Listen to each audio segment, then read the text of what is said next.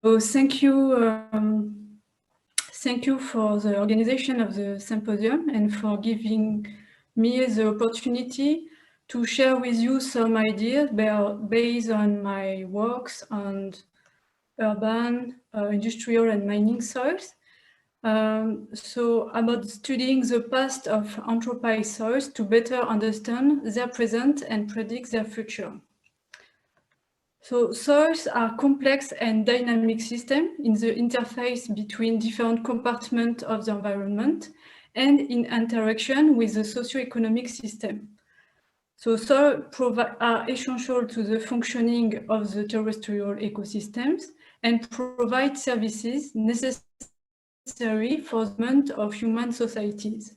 In turn, human activities modified and will modify positively or negatively the soil and their ability to fulfill their function. So in a context of increasing pressure on the soil resources, it is urgent to have a more sustainable management of soil, and we will also need to use anthropized soils to address some of the challenges we have to face, like ensuring food security or preserving biodiversity. In this context, it is needed to better understand how humans change soils and how soils impact humans. So for that, some ask for interdisciplinary science, which is called anthropedology, which address these questions. So human activities like urbanization, warfare, industrialization, or mining left some tracks deep into the soils. And the question arises of how these tracks influence the functioning and the evolution of the soils. So just first, a little background about the soil development. So soil form from parent materials under the influence of climate and organisms through a combination of processes of alteration, transformation, transfer, and accumulation. So over time, the soil profile differentiates into horizon with characteristic properties which will determine their ability to fulfill their function. But this feature of organization of the soil, so at different scale in horizon, aggregates, and constituent, also carry the memory of the soil and so record their condition of formation. So in soil, we have palimpsest-wise memory, which means successive erasing and rewriting of the memory, which is due to the gradual transformation and redistribution of material in the soil. But when we have input of new materials, we can bury the former soil and so also have a book-wise memory like in sedimentary system. So it means like from the structuration and the constituent of the soil, we can have some records of the soil formation. So nowadays, the human activities have become a major factor of soil formation because they impact all the factors of pedogenesis. So which arise the question of how this human impacted soil can function and evolve with time. So let's first see how the human activities can impact the soil. So we have different type and degree of impact from the human activities, from atmospheric deposition to physical disturbances like excavation, mixing or compaction, or incorporation of human transported or human-made materials when you have some dumping of waste or when you want to do soil engineering. And we can also have soil sealings when you have impervious layer on the surface or deep in the soil.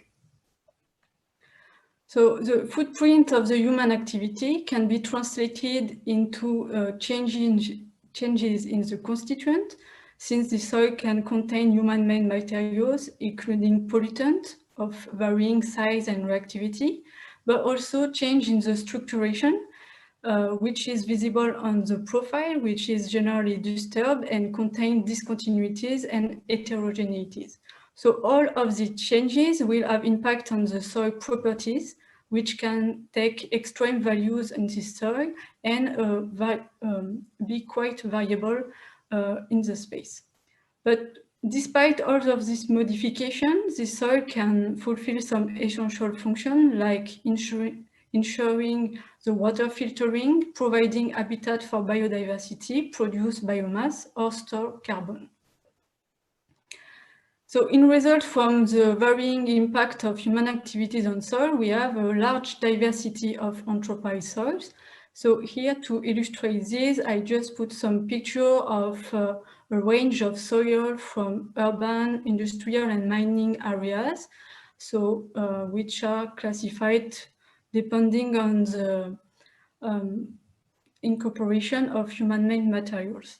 And just as an example, this is a soil we study in New York City, which contain a large part of human-made materials like coal, shell, bricks, or glass. So the question is how the soil will evolve and what will be their trajectories. So especially as the soil are generally quite young and we don't really know how they will evolve in the future.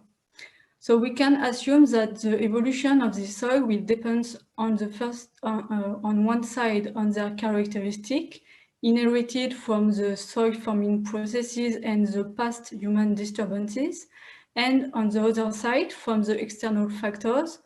So in a context of climate change and in anthropized areas, these soils are likely to be subjected to frequent disturbances. And so I think we can learn from studying the influence of the past human activities on the soil formation, and then on how the legacy of this past activity is constraining the current soil functioning, and then studying how this soil can respond to varying disturbances. So to illustrate this, now I would like to show you some results from my PhD.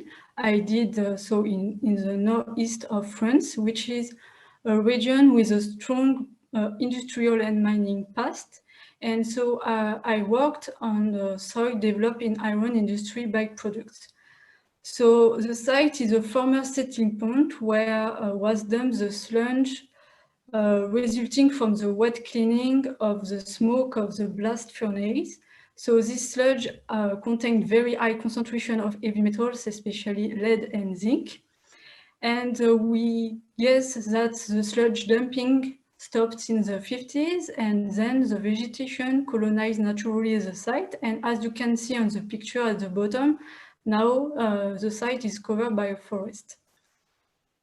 So what I would like to show you is like we can study the constituent and especially the minerals as tracer of industrial activity and soil formation.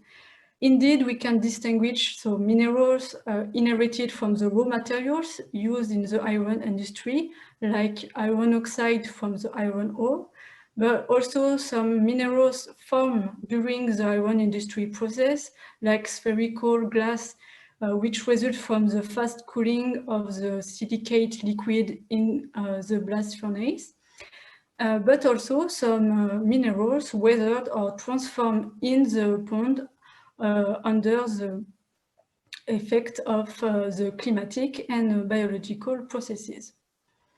The structuration can also be used as a tracer.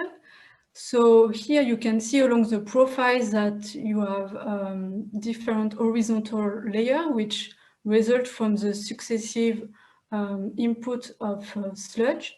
But if we look closer, we can see on the surface the development of organomineral horizon due to the accumulation of organic matter from the vegetation.